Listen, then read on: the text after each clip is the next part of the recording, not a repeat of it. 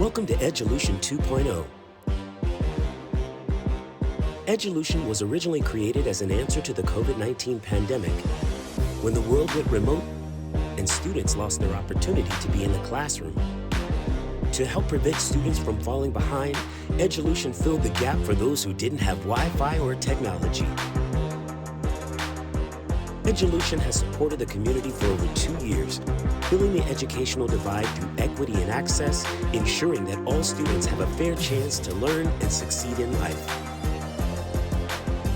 Our host is Ms. Pia Rosa, a Bronx-born and raised educator with a heart for her community.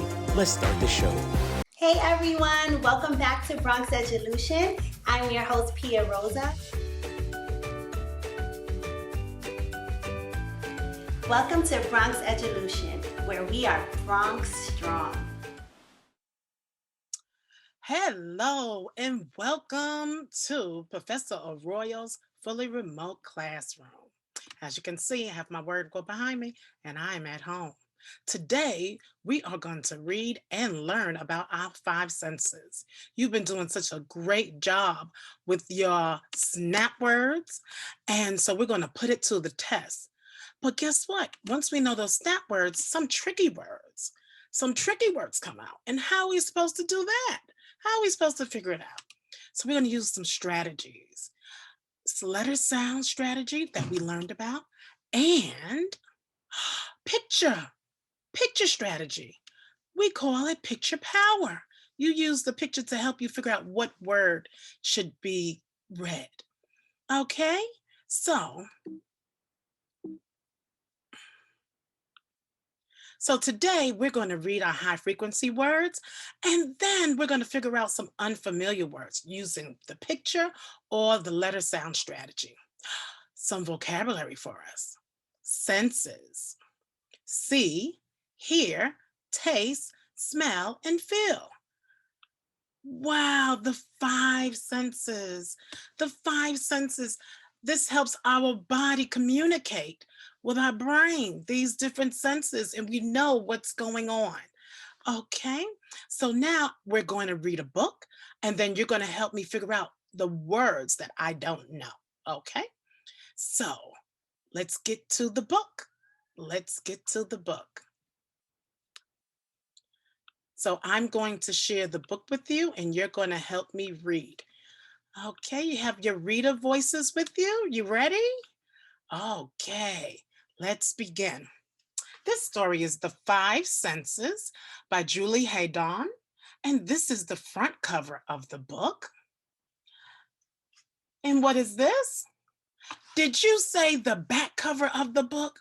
Awesome, that's right. And what do I have here? I heard you say it, the title page of the book. Yes, we see the title, The 5 Senses, the author Julie Haydon.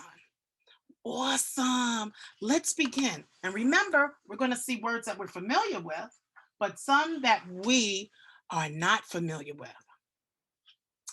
I have 5 senses: see, hear, taste, smell, feel. Oh, wow. So we're going to see that. Okay, those nice vocabulary words. What does that mean? Are you ready? Read with me. I can see. I can see the, oh my goodness, let's see. Let's see if I can get the beginning letter to help us out. Ooh, riv. I can see the river. Did you say river? Awesome. Oh, you figured that out all by yourself. Great job. I can hear the, let's look at our picture power. Let's see what the first letter is. Let's see. B. Oh, did you say birds? How did you know that? Did you use letter sound power and picture power? You're right. I can hear the birds. Fantastic. I can taste. I can taste the. Ooh, you see the picture? Oh my God. Do you think that word is going to be bread that's covered up? Do you think so? Let's see. I see a B. I see a R. Bread. You were right. How did you know that? I can taste the bread. Awesome. You are really using your strategies. I can smell. And I see we're smelling with our nose. I can smell the. Did you say it already? You think that word is going to be flour? Well, let's see what the beginning. I see an F, L, ow, flour, flowers. Oh my goodness, I can smell the flowers. You were right, great reading. I can feel. I can feel the, what can we feel? I see the hand going down there. What do you think she's feeling? It starts with a W. Did you say water? That's what that word is. I can feel the water. Great job. That was fantastic. You are reading and you're becoming great scientists. I have 5 senses. See, hear, taste, smell, and feel. Wow. Great job. Great job. I use my eyes to see. I use my ears to hear. I use my mouth to taste, nose to smell, and hands to feel. How cool is that? And in our mouth, we have our tongue. You see the tongue right there? That's what helps us to taste. I was thinking, what part of the mouth helps us to taste? And that's the tongue. Awesome, awesome, awesome, awesome. That was fantastic. You read the book. You told me what was the front and the back cover and the title page, and you read those high frequency words and unfamiliar words. I hope you read this book again because you did a great job, a fantastic job. But before we go, we have to say who brought us this wonderful lesson. Who brought us this wonderful lesson? This lesson was brought to you by the Learning Priority Standards, RF1 and RF3. And finally, RF4. RF1 talks about the print concepts. You did the front cover and back cover. In the title page, you saw the spacing, and that's what you were doing. Awesome. And RF3, phonics and word recognition, where you read high frequency words. And finally, reading it with fluency, sounding like a teacher with accuracy. Good job. And now you can go and tell somebody about your 5 senses. Can you do that? I think you can. Until next time, I want you to promise to read every day and read about science. Today we talked about our 5 senses, and that was awesome. And I know you can go and tell somebody what you can do and what you can read. Until next time, Professor Arroyo says, continue reading every day. Bye-bye, scientists. Have a good one.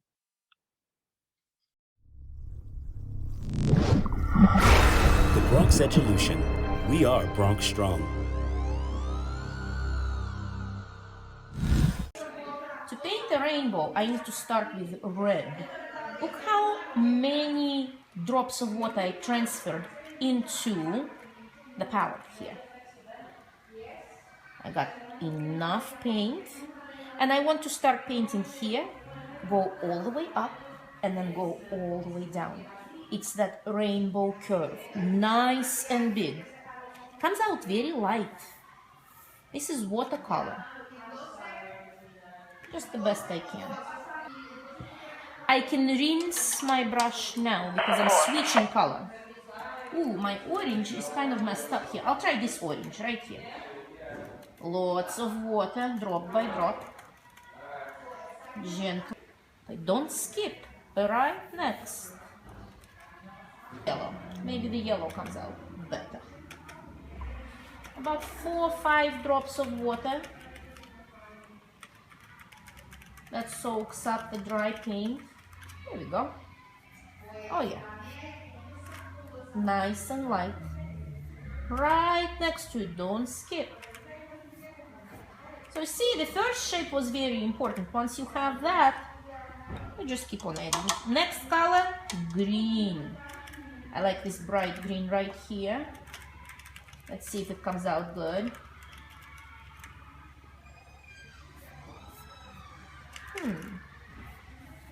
They're not the best paints, I think. Uh-oh. This comes out super light, boys and girls, because it's watercolors. Almost transparent. The blue is good. And of course the purple. Let's try this darker purple. Maybe it will come out a little darker. I want the difference between the green and the blue and the purple. Oh yeah. Ta-da!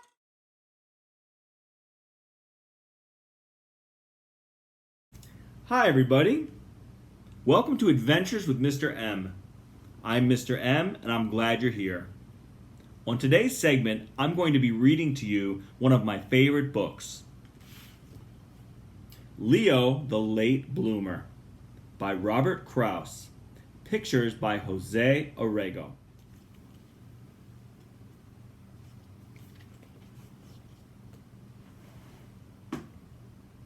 Leo couldn't do anything right.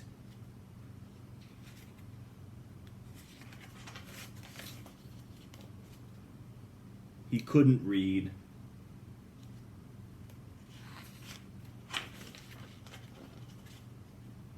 He couldn't write. He couldn't draw.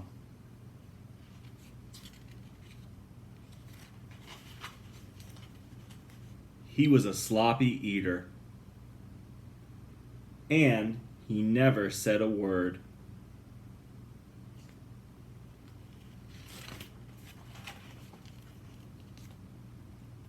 "What's the matter with Leo?" asked Leo's father. "Nothing," said Leo's mother. "Leo is just a late bloomer." Better late than never, thought Leo's father.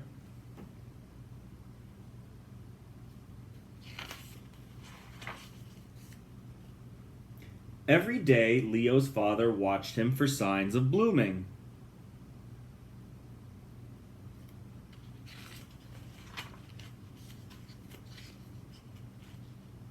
And every night, Leo's father watched him for signs of blooming.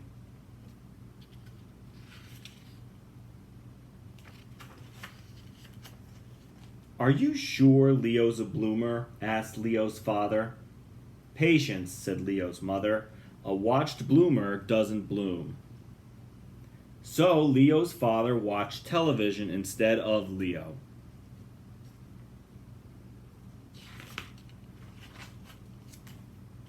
The snows came. Leo's father wasn't watching, but Leo still wasn't blooming.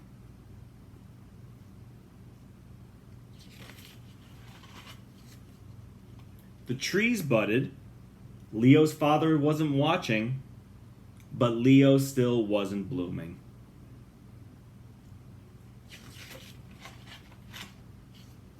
Then one day, in his own good time, Leo bloomed.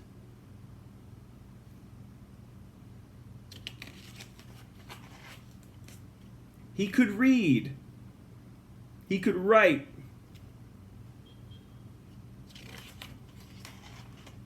He could draw. He ate neatly. He also spoke. And it wasn't just a word. It was a whole sentence. And that sentence was,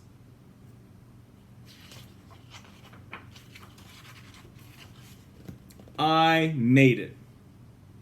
The end. Wasn't that a great story? To me, it means that everyone eventually blooms, just at their own pace. So if you're patient, you'll bloom too. I hope you enjoyed the story, and thank you so much for watching. See you next time. Have a great day. The building that we're currently in is the Learning Through Play Pre-K Center, located in the Bronx, right off of 149th and 3rd Avenue. And I started here 2 years ago with the help of my amazing school building leader, Ms. Rains. She is a mentor to me. She has been tremendous throughout my teaching career. I just felt like, wow, it was very fulfilling. I loved coaching teachers and teaching them how to teach literacy to children in grades K to 2. I do think children are fully aware of what their passion is. I think it's just about having the right support team around them to just kind of pour into them and just bring that out.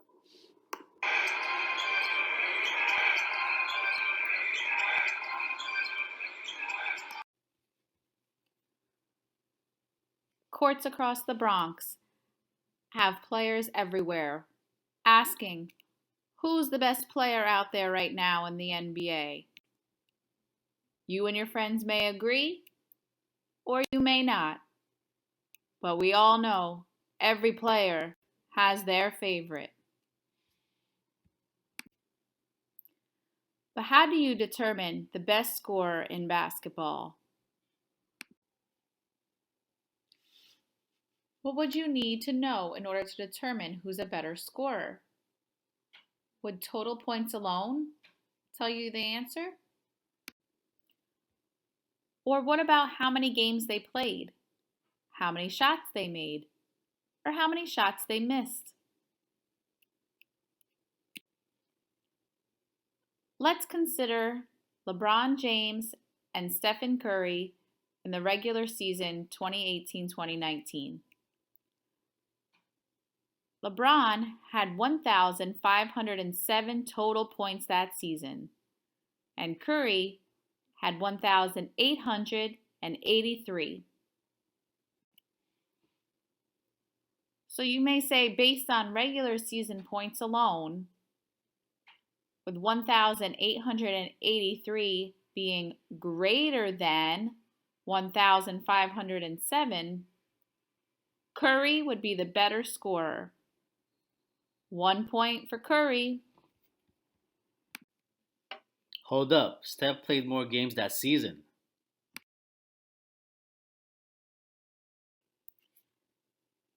So how many games did they play? LeBron had 55 games, and Curry had 70 games. So what do we know now? LeBron made 1,507 points in 55 games. Steph made 1,883 points in 70 games. You may be saying to yourself, wait, I learned about unit rate. Let me remind you, unit rate is a ratio that compares two measurements, and the second measurement is one or per. Here are some examples that you may have had in your math class. Miles per hour, blinks per second, calories per serving, or steps per day. But here, when we're talking about basketball, we can think about points per game. So LeBron made 1,507 points in 55 games. Steph made 1,883 points in 70 games. How many points did they each make per game? So let's use unit rate. LeBron made 1,507 points in 55 games. So we're going to put points over games to find out how many points would he make in one game. So if we know we had 55 games, in order to get 55 to 1, we're going to divide by 55. And if we divide the denominator, which is at the bottom, the 55, the same thing we do to the bottom, we have to do to the top, the numerator. So we will divide 1,507 by 55 to give us our answer of 27.4 points per 1 game. Now it's your turn. Take the minute to calculate Steph's points per game. I'll be back. You see 1,883 points for Steph in 70 games. Figure it out.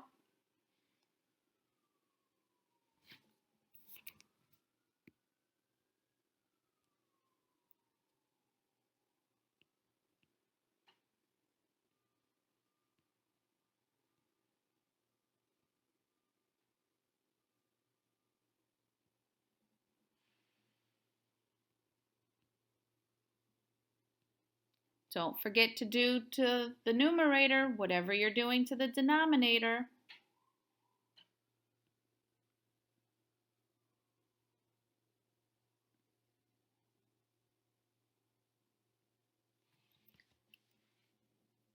Okay, did you get 26.9 points per game?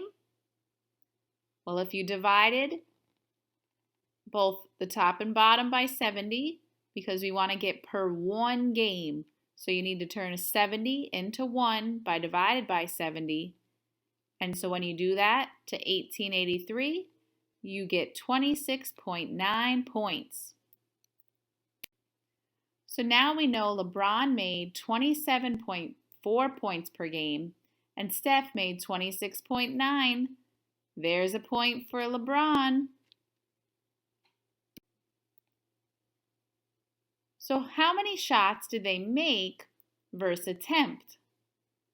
This is another thing we can use math to figure out. Let's write an equation to find how many shots each player missed.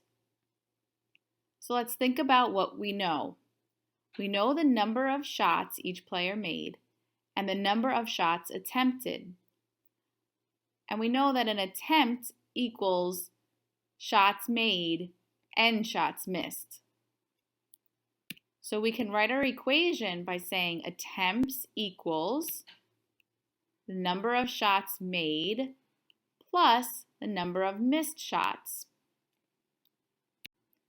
So let's solve this equation for each player.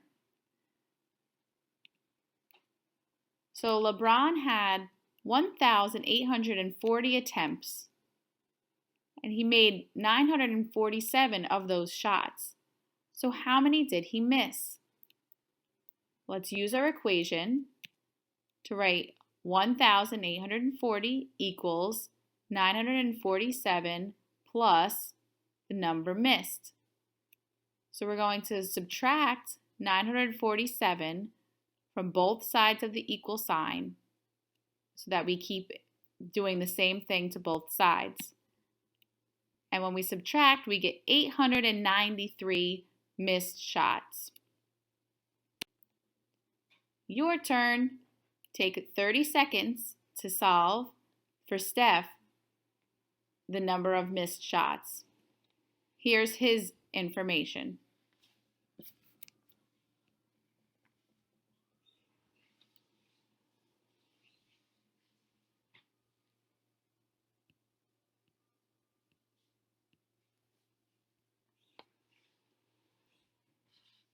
Don't forget to do the same thing to both sides of the equal sign.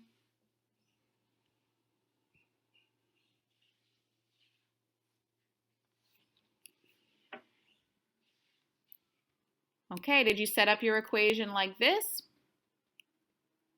Then you subtracted 1,249 from both sides to find out that Steph missed 1,188 shots. Let's check our scoreboard. James had 893 missed shots, and Curry had 1,188 missed shots. So 893 is less than 1,188, so that's another point for James. Scores 2-1. Hold up. I had more shots than LeBron, which is why I missed more.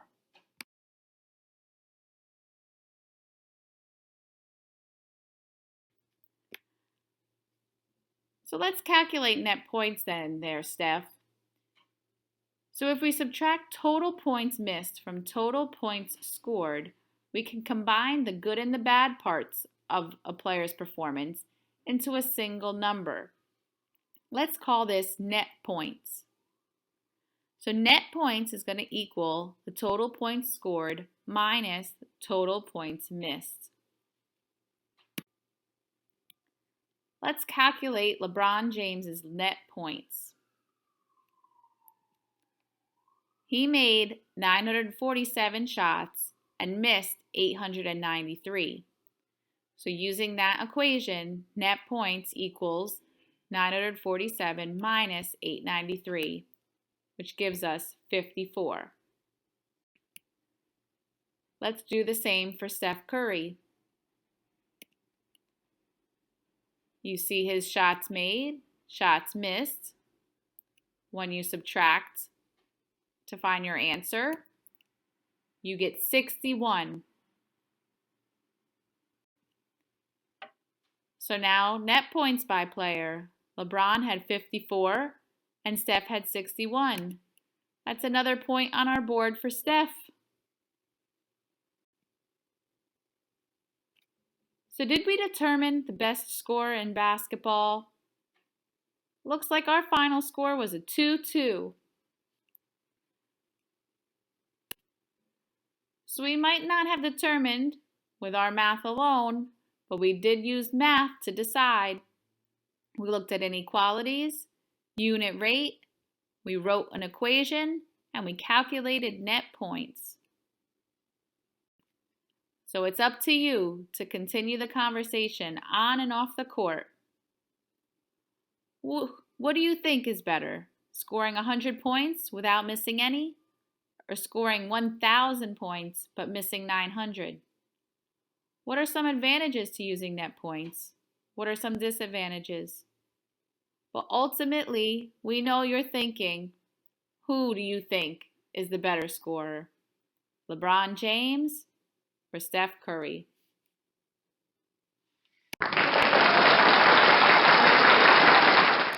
Hey friends, unfortunately our time has come to an end. But thank you for joining me today. I had so much fun learning about math and I hope you did too. See you next time.